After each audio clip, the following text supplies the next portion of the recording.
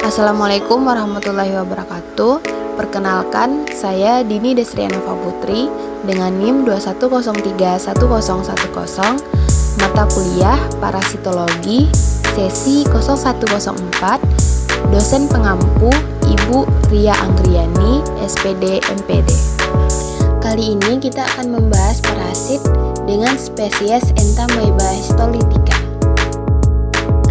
Nah, jadi Entamoeba histolytica ini merupakan sejenis protozoa parasit yang termasuk ke dalam kingdom Protista.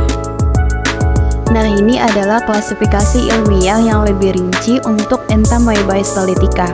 Yang pertama, kingdomnya adalah protozoa, filumnya adalah protozoa, kelasnya adalah lobosa, ordonya adalah Amoebida, kemudian familinya adalah Entamoebidae, genusnya adalah Entamoeba, dan spesiesnya adalah Entamoeba histolytica.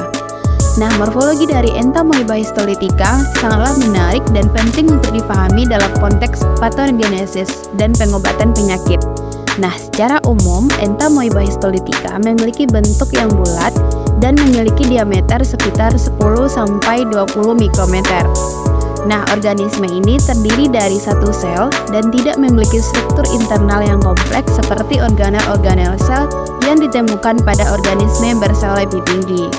Nah, ini adalah bentuk dari Entamoeba histolytica, di mana di sini kita bisa melihat adanya vakuola kontraktil, yang mana vakuola kontraktil ini berfungsi untuk mengatur tekanan osmotik dalam sel, sehingga membantu dalam menjaga homeostatis seluler. Untuk siklus hidup Entamoeba histolytica ini umumnya dianggap sebagai non-patogenik dan berada di lumen usus besar pada inang manusia. Baik kista maupun trofozoid dari spesies ini dikeluarkan melalui tinja yang dianggap diagnostik. Nah, yang pertama yaitu kista biasanya ditemukan pada tinja yang sudah terbentuk, sedangkan trofozoid biasanya ditemukan pada tinja yang diare. Kolonisasi usus dengan amoeba non-patogenik terjadi setelah kista matang tertelan dalam keadaan makanan, air, atau benda yang terkontaminasi tinja.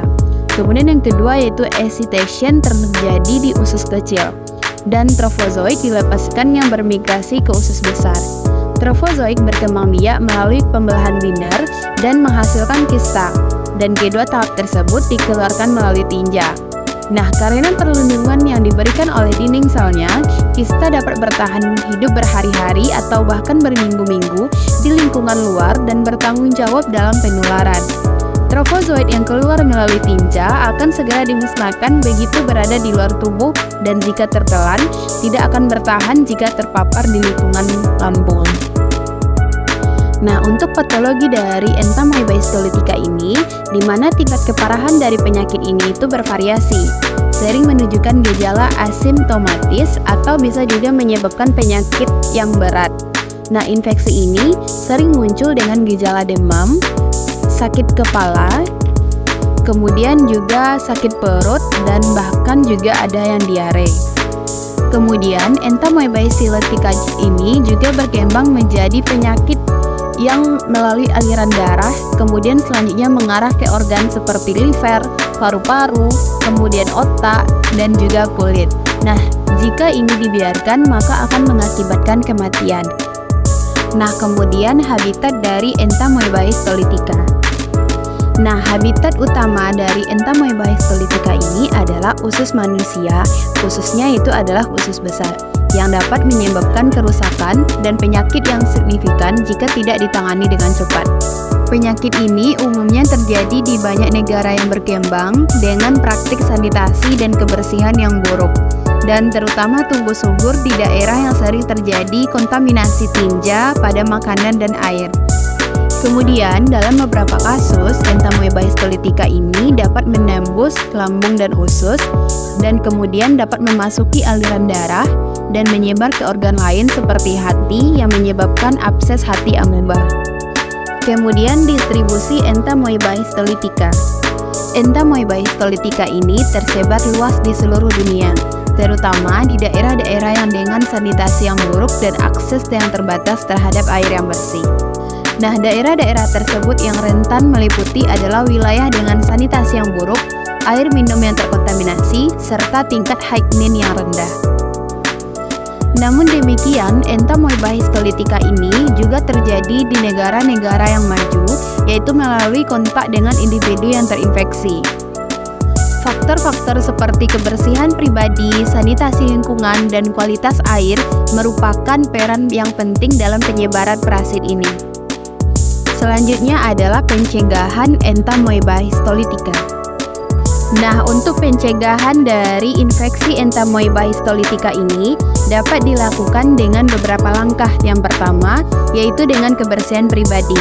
Dengan kita memastikan praktik kebersihan pribadi dengan baik, seperti mencuci tangan dengan sabun, dengan air yang bersih setelah menggunakan toilet, dan juga mencuci tangan sebelum dan sesudah makan. Kemudian yang kedua yaitu ada sanitasi lingkungan. Dengan meningkatkan sanitasi lingkungan dengan memastikan penyediaan air yang bersih dan aman, pengelolaan limbah yang tepat, serta pembuangan tinja yang sehat dan aman. Kemudian yang ketiga yaitu ada konsumsi air dan makanan yang aman. Dengan menghindari konsumsi air yang makanan yang terkontaminasi, terutama di daerah dengan sanitasi yang buruk. Kemudian langkah selanjutnya, penggunaan toilet yang tepat. Menggunakan toilet yang baik dan aman dapat mencegah penyebaran kista melalui tinja. Dan yang terakhir adalah pemfilteran air. Jika memungkinkan, menggunakan metode pemfilteran air yang efektif untuk menghilangkan kista entamoeba histolytica dari air minum. Nah, yang terakhir adalah pengobatan entamoeba histolytica. Pengobatan untuk infeksi entamoeba histolytica ini tergantung pada keparahan infeksi dan kondisi pasien tersebut. Pengobatan umumnya melibatkan penggunaan obat antiparasitik seperti metronidazol, tinidazol, atau paramomisin. Nah, dalam kasus infeksi yang parah atau komplikasi, perawatan medis yang lebih intensif mungkin diperlukan. Selain pengobatan, penting juga untuk memberikan perhatian pada hidrasi dan nutrisi pasien yang terinfeksi tersebut. Baik, mungkin hanya itu yang dapat saya jelaskan mengenai spesies entamoeba histolytica. Kurang dan lebihnya saya mohon maaf. Saya tutup dengan wassalamualaikum warahmatullahi wabarakatuh.